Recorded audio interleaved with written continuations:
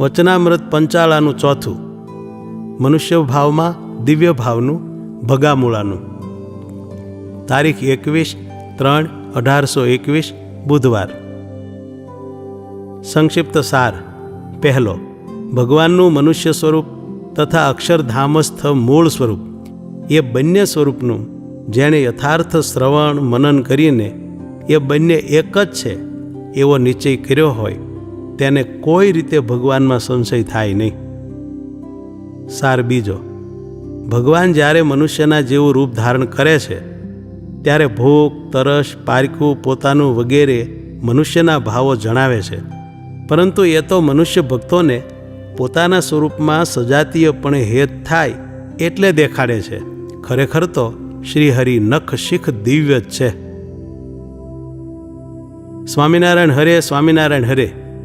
સંવત 1877ના ફાગણવદી ત્રીજને દિવસ શ્રીજી મહારાજ ગામ શ્રી પંચાળા મધ્યે ઝીણાભાઈના દરબારમાં ઓટા ઉપર ઢોલિયો ઢળાવીને વિરાજમાન હતા અને ધોળો ફેંટો મસ્તક ઉપર બાંધ્યો હતો તથા ધોળો ખેસ પહેર્યો હતો તથા ઝીણી ધોળી પછેડી ઓઢી હતી ને હસ્તકમળને વિશે તુલસીની માળા ફેરવતા હતા અને પોતાના મુખારવિંદની આગળ પરમહંસની સભા તથા દેશ દેશના હરિભક્તની સભા ભરાઈને બેઠી હતી. પછી શ્રીજી મહારાજ બોલ્યા, જે સર્વે પરમહંસ પરસ્પર પ્રશ્ન ઉત્તર કરો. ત્યારે મુનિબાવે બ્રહ્માનંદ સ્વામીને પ્રશ્ન પૂછ્યો, જે પ્રથમ તો ભગવાનનો નિશ્ચય હોય અને ભજન સ્મરણ કરતો હોય અને પછી ભગવાનના મનુષ્ય ચરિત્ર દેખીને તે નિશ્ચયમાં સંશય થઈ જાય છે, તેનું શું કારણ છે? પછી એ પ્રશ્નનો ઉત્તર બ્રહ્માનંદ સ્વામી કરવા લાગ્યા, પણ થયો નહીં. ત્યારે શ્રીજી મહારાજ જહાજી વાર સુધી વિચારી રહ્યા ને પછી બોલ્યા, છે એ પ્રશ્નનો ઉત્તર અમે કરીએ છીએ જે વેદ, પુરાણ, મહાભારત, સ્મૃતિઓ ઇત્યાદિ જે શાસ્ત્ર તેને વિશે ભગવાનનું સનાતન અનાદિ દિવ્ય એવું જે મૂળ રૂપ પોતાના અક્ષરધામમાં રહ્યું છે તે કહ્યું છે.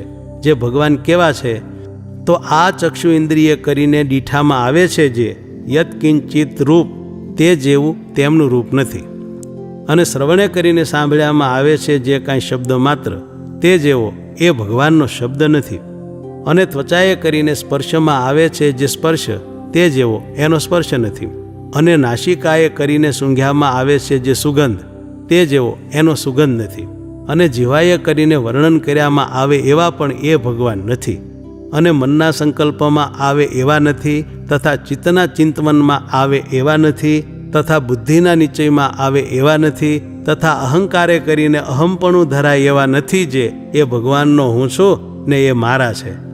એવી રીતે ઇન્દ્રિયો અંતઃકરણને અગોચર એ ભગવાન રહ્યા છે. અને એ ભગવાનનું જેવું રૂપ છે તેવું આ બ્રહ્માંડમાં બ્રહ્માદિક સ્તંભ પર્યંત કોઈનું રૂપ નથી, જેની એને ઉપમા દઈએ, તથા એનો જેવો શબ્દ છે તેવો બીજો આ બ્રહ્માંડમાં કોઈનો શબ્દ નથી, જેની એને ઉપમા દઈએ. અને એ ભગવાનનો જેવો સુગંધ છે તેવો આ બ્રહ્માંડમાં કોઈનો સુગંધ નથી, જેની એને ઉપમા દઈએ. તથા એ ભગવાનનો જેવો સ્પર્શ છે તેવો આ બ્રહ્માંડમાં કોઈનો સ્પર્શ નથી, જેની એને ઉપમા દઈએ. તથા એ ભગવાનમાં જેવો રસ છે તેવો આ બ્રહ્માંડમાં કોઈનો રસ નથી, જેની એને ઉપમા દઈએ. અને એ ભગવાનનું જેવું ધામ છે તેવું સ્થાનક આ બ્રહ્માંડમાં કોઈ નથી, જેની એને ઉપમા દઈએ.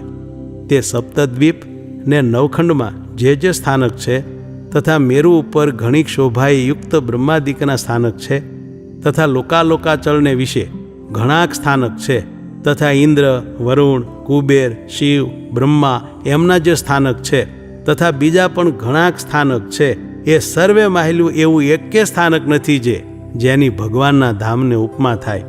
અને એ ભગવાનના ધામને વિશે રહ્યા જે ભગવાનના ભક્ત તેને જેવું સુખ છે તેવું આ બ્રહ્માંડમાં કોઈ સુખ છે નહીં, જેની એને ઉપમા દઈએ. અને એ ભગવાનનો જેવો આકાર છે તેવો આ બ્રહ્માંડમાં કોઈનો આકાર નથી, જેની એને ઉપમા દઈએ. કેમ જે આ બ્રહ્માંડમાં જેટલા પુરુષ પ્રકૃતિ થકી ઉત્પન્ન થયા જે આકાર તે સર્વે માયિક છે, અને ભગવાન છે તે દિવ્ય છે ને અમાયિક છે, માટે એ બેયને વિશે અતિશય વિલક્ષણપણું છે. તે સારું એને ને એને સાદૃશ્યપણું કેમ થાય? જેમ મનુષ્યને કહીએ જે આ માણસ ભેંસ જેવો છે, સર્પ જેવો છે, ચરકલા જેવો છે, ગધેડા જેવો છે, કૂતરા જેવો છે, કાગડા જેવો છે, હાથી જેવો છે, એવી ઉપમા મનુષ્યને સંભવે નહીં. કેમ જે મનુષ્ય થકી એ બીજા જે સર્વે તે વિજાતીય છે, અને મનુષ્યમાં પણ અતિશય સાદૃશ્યપણું નથી. જેની ઉપમા એમ દઈએ જે આ તે આ જેવો જ છે, અને જો તે જેવો જ હોય તો તેની ઓળખાણ કેમ થાય? માટે મનુષ્ય સજાતી છે, તેને વિશે પણ સાદૃશ્યપણું અત્યંત છે નહીં. જુઓ ને, આ ભગો મૂળો બે સરખા કહેવાય છે, પણ ઝાઝા દિવસ ભેગા રહીએ તો ઓળખાઈ જાય છે આ ભગો છે ને આ મૂળો છે. માટે જો વિલક્ષણતા ન હોય તો ઓળખાય કેમ? માટે મનુષ્યમાં પણ અતિ સાદૃશ્યપણું નથી, તો માયિક અમાયિકને વિશે સાદૃશ્યપણું કેમ આવે? જેની ઉપમા ભગવાનને દઈએ તથા ભગવાનના ધામને દઈએ. કાજે એ ભગવાન છે તે ઇન્દ્રિયો અંતકરણને અગોચર છે, એમ સર્વશાસ્ત્રમાં કહ્યું છે.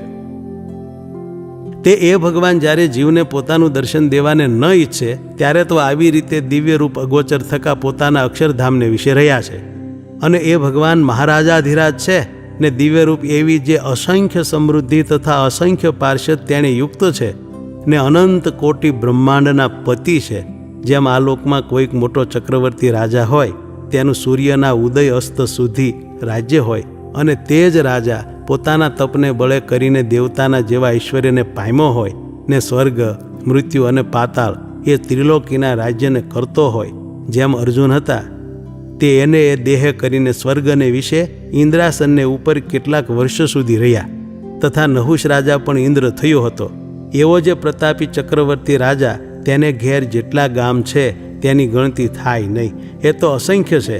તથા ગામના જે પટેલ તેની પણ ગણતી થાય નહીં, અને તે ગામના અસંખ્ય પટેલ તે એના દરબારમાં અરજ કરવા આવતા હોય, અને તે રાજાના ધન, માલ, ભોગ, સ્થાનક, સમૃદ્ધિ તે પણ ગણતીમાં આવે નહીં. તેમ એ ભગવાન અસંખ્ય કોટી જે બ્રહ્માંડરૂપ ગામ તેના રાજાધિરાજ છે. અને એ બ્રહ્માંડરૂપ જે ગામ તેના મુખ્ય પટેલ તો બ્રહ્મા, વિષ્ણુ અને શિવ છે. જેમ એક ગામમાં એક પટેલ મોટો હોય, તેને તે ગામની સર્વે પ્રજા તે આવીને નમે ને આજ્ઞામાં રહે, ને તે પટેલ રાજાને નમે. તેમ બ્રહ્માંડ પ્રત્યે બ્રહ્મા, વિષ્ણુ, શિવ છે તે મોટેરા છે, ને બીજા જે બ્રહ્માંડમાં દેવ, દૈત્ય, મનુષ્ય, ઋષિ, પ્રજાપતિ તે એને ભજે છે ને આજ્ઞામાં રહે છે. ને બ્રહ્મા, વિષ્ણુ, શિવ તે ભગવાન પુરુષોત્તમને ભજે છે ને આજ્ઞામાં વર્તે છે. તે એ બ્રહ્માંડના જે બ્રહ્મા, વિષ્ણુ અને શિવ તે ભગવાનની પ્રાર્થના કરે છે, જે હે મહારાજ, કૃપા કરીને તમે અમારા બ્રહ્માંડમાં પધારો. જેમ કોઈ ગામનો પટેલ હોય તે ચક્રવર્તી રાજા આગળ જઈને પ્રાર્થના કરે છે, હે મહારાજ, હું ગરીબ છું, તે તમે મારે ઘેર પધારો, મારાથી જેવી ચાકરી તમારી બની આવશે તેવી કરીશ. તેમ બ્રહ્મા, વિષ્ણુ, શિવ તે એ ભગવાનની પ્રાર્થના કરે છે, જે હે મહારાજ, તમે અમને દયા કરીને દર્શન દો ને અમારા બ્રહ્માંડમાં પધારો. ત્યારે એ જે ભગવાન તે બ્રહ્માંડમાં દેહનું ધારણ કરે છે. તે જ્યાં જેવું કાર્ય ત્યાં તેવા દેહનું ધારણ કરે છે, ને તેવી રીતે જ વર્તે છે. જો દેવમાં દેહ ધારણ કરે છે તો દેવના જેવી જ ચેષ્ટા કરે છે, તથા પશુના દેહનું ધારણ કરે છે ત્યારે તે પશુની પેઠે જ વર્તે છે. જેમ વરાહરૂપ ભગવાને ધાર્યું ત્યારે સૂંઘીને પૃથ્વીને ખોળી કાઢી, તથા હયગ્રીવ રૂપે થયા ત્યારે ઘોડાની પેઠે ફૂંફાડા મારવા માંડ્યા, તથા મત્સ્ય કચ્છાદિક જળજંતુનો દેહ ધારણ કર્યો ત્યારે જળમાં જ ફર્યા, પણ પૃથ્વીમાં ન ફર્યા. તથા નૃસિંહ રૂપે થયા ત્યારે સિંહની પેઠે જ વર્ત્યા, પણ મનુષ્યના જેવી ચેષ્ટા ન કરી. અને એ ભગવાન મનુષ્યના દેહને ધારણ કરે છે ત્યારે મનુષ્યના જેવી જ ક્રિયા કરે છે. તે જ્યારે સતયુગ હોય ત્યારે મનુષ્યને 1,00,000 વર્ષની આવરદા હોય ત્યારે એ ભગવાન પણ 1,00,000 વર્ષ જ દેહ રાખે. અને તે સતયુગના માણસ મનોવાંછિત ભોગને ભોગવે ત્યારે ભગવાન પણ તેમ જ ભોગને ભોગવે, પણ અધિકપણે ન વર્તે. અને ત્રેતાયુગમાં દેહ ધારણ કરે ત્યારે માણસને 10,000 વર્ષની આવરદા હોય ત્યારે ભગવાન પણ તેટલા જ વર્ષે દેહ રાખે. અને દ્વાપર યુગમાં 1000 વર્ષની આવરદા હોય ને 10,000 હાથીનું બળ માણસમાં હોય છે ત્યારે ભગવાનનું પણ એટલું બળ ને એટલી આવરદા હોય છે. અને કળીમાં દેહ ધારણ કરે ત્યારે કળી પ્રમાણે આયુષ્ય ને બળ તેનું ભગવાન ધારણ કરે છે.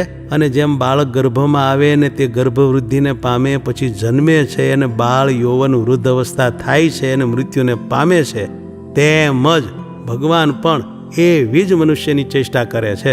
અને જેમ મનુષ્યમાં કામ, ક્રોધ, લોભ, સ્વાદ, માન, સ્નેહ, મદ, મત્સર, ઈર્ષા, દ્વેષ, રાગ, મોહ, સુખ, દુઃખ, ભય, નિર્ભય, શૂરતા, કાયરતા, ભૂખ, તરસ, આશા, તૃષ્ણા, નિદ્રા, પક્ષપાત, પારીખું, પોતાનું, ત્યાગ, વૈરાગ ઇત્યાદિક સ્વભાવ છે, તેમ તેવા જ એ સર્વે સ્વભાવ મનુષ્ય દેહને ભગવાન ધારે ત્યારે તેમાં જણાય છે.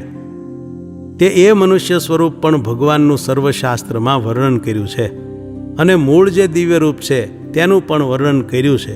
તે એ બેય રૂપનું જેણે યથાર્થ શ્રવણ મનન કરીને દ્રઢ નિશ્ચય કર્યો હોય તેને તો કોઈ રીતે સંશય થાય નહીં, અને જેને આવી રીતની સમજણમાં કસર હોય તેને ભગવાનમાં સંશય થાય છે.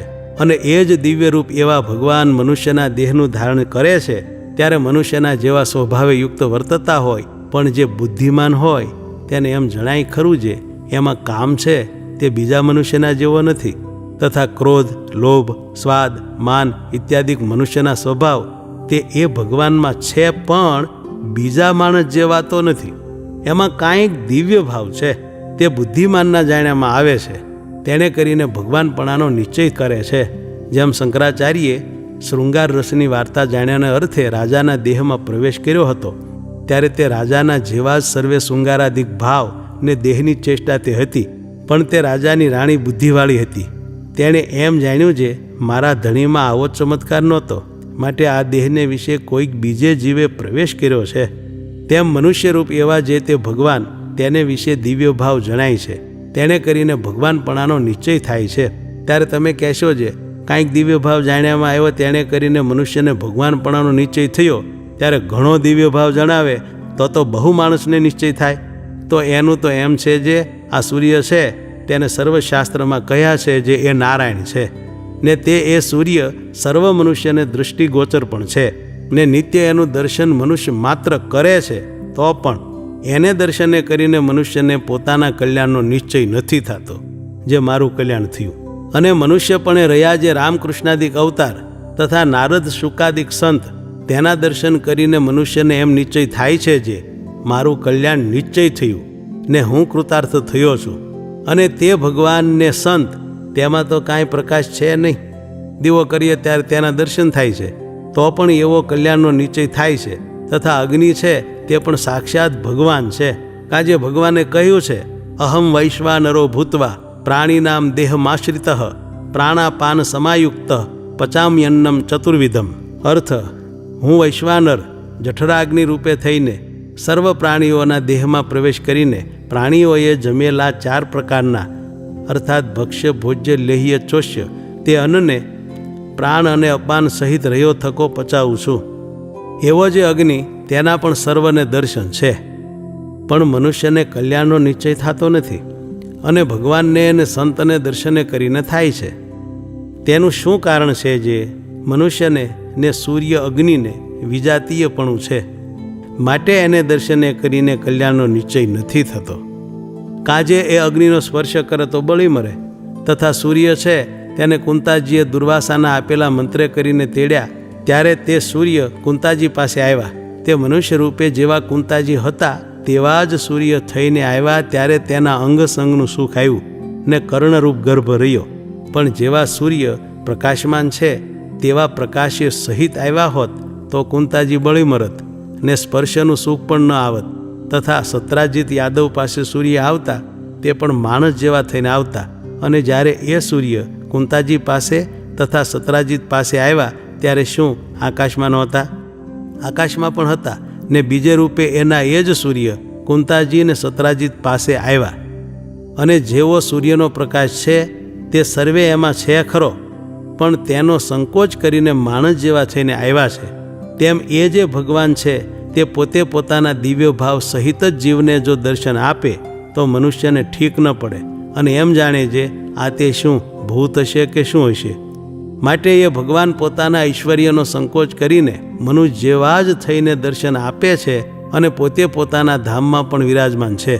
ત્યારે તે મનુષ્યને દર્શનમાં, સ્પર્શમાં તથા 9 પ્રકારની ભક્તિ કરવામાં આવે છે. અને જો ભગવાન મનુષ્ય જેવા ન થાય ને દિવ્ય ભાવે વર્તે તો મનુષ્યને પોતામાં હેત થાય નહીં ને સુવાણ ન પડે. શા માટે? તો મનુષ્યને વિશે હેત થાય છે ને સુવાણ થાય છે, પણ પશુને ને મનુષ્યને હેત સુવાણ થતી નથી, અને પશુને પરસ્પર હેતને સુવાણ થાય છે. કેમ જે સજાતિમાં હેત થાય પણ વિજાતિમાં થાય નહીં, તેમ ભગવાન પોતાના દિવ્ય ભાવનો સંકોચ કરીને પોતાના ભક્તને પોતામાં હેત થાય તે સારું. માણસ જેવા જ ભગવાન થાય છે, પણ દિવ્ય ભાવ જણાવતા નથી, અને દિવ્ય ભાવ જણાવે તો વિજાતિપણું થાય, માટે ભક્તને પોતામાં હેતને સુવાણ થાય નહીં. તે સારું મનુષ્ય રૂપે ભગવાન થાય છે ત્યારે પોતાનો દિવ્ય ભાવ છે તેને છુપાવી રાખવો તે ઉપર જ પોતાની દ્રષ્ટિ રહે છે, અને છુપાવતે કદાચિત પોતે કોઈક કાર્યમાં ઉતાવળા થઈ જાય છે ત્યારે દિવ્ય ભાવ જણાઈ આવે છે, અને ક્યારેક પોતે પોતાની ઈચ્છાએ કરીને પણ પોતાના કોઈ ભક્તને જણાવે છે. જેમ શ્રી કૃષ્ણ ભગવાન ભીષ્મને મારવાને ઉતાવળા થયા ત્યારે મનુષ્ય ભાવ ભૂલી ગયા ને પોતામાં દિવ્ય ભાવ આવ્યો. તેણે કરીને પોતાના ભારને પૃથ્વી સહન કરવા સમર્થ ન થઈ. તથા અર્જુનને દિવ્ય ભાવ દેખાડ્યો, તે પોતાની ઈચ્છાએ દેખાડ્યો, પણ તે દિવ્ય ભાવે કરીને અર્જુનને સુખ ન થયું ને બહુ વ્યાકુળ થઈ ગયા. પછી શ્રી કૃષ્ણ ભગવાને પોતાનું મનુષ્યપણે દર્શન અર્જુનને આપ્યું, ત્યારે અર્જુનને સુખ થયું. ત્યારે કહ્યું છે, દૃષ્ટવેદમ માનુષમ રૂપમ તવ સૌમ્યમ જનાર્દન ઈદાની મસ્મી સમૃદ્ધ સચેતા પ્રકૃતિમ ગતઃ. અર્થ, હે જનાર્દન, અતિ સૌમ્ય આ તમારા મનુષ્ય રૂપના દર્શન કરીને હવે હું સચેત સભાન થયો અને મારી મૂળ સ્થિતિમાં આવ્યો છું. માટે મનુષ્યપણે કરીને ભગવાન વર્તે તો જ જીવને સાનુકૂળ પડે, નહીં તો ન પડે. તે સારું એ ભગવાન મનુષ્યપણે વર્તે છે ત્યારે જે આવી રીતે નથી સમજતો તેને મનુષ્ય ભાવ દેખીને અવળું પડે છે, અને જો એ ભગવાન દિવ્ય ભાવે જ વર્તે તો મન વાણીને અગોચર હોય તે જીવના જાણ્યામાં આવે નહીં. માટે એ બે પ્રકારે ભગવાનને શાસ્ત્રમાં કહ્યા છે, તેવી રીતે જેણે યથાર્થ જાણ્યા હોય તેને સંશય ન થાય, અને જો એમ ન સમજે તો સંશય જરૂર થાય. અને જે એમ કહે છે જે મેં ભગવાનને જાણ્યા છે ને મને નિશ્ચય છે, ને જો તે આ વાતને સમજ્યો નથી તો તેનો નિશ્ચય કાચો છે. જેમ કોઈક પુરુષ શ્લોક શીખ્યો હોય તથા કીર્તન શીખ્યો હોય ને તેને પૂછીએ જે તને આ શ્લોક તથા કીર્તન આવડ્યો? ત્યારે કહે જે આવડ્યો, ને કંઠથી મુખ પાઠે કહી દેખાડે, પણ પછી થોડાક દિવસ થાય ત્યારે તે શ્લોક કીર્તનને ભૂલી જાય. ત્યારે એ તે શું જે એને જ્યારે એ શીખ્યો હતો ત્યારે જ એને એટલો આવડ્યો નહોતો.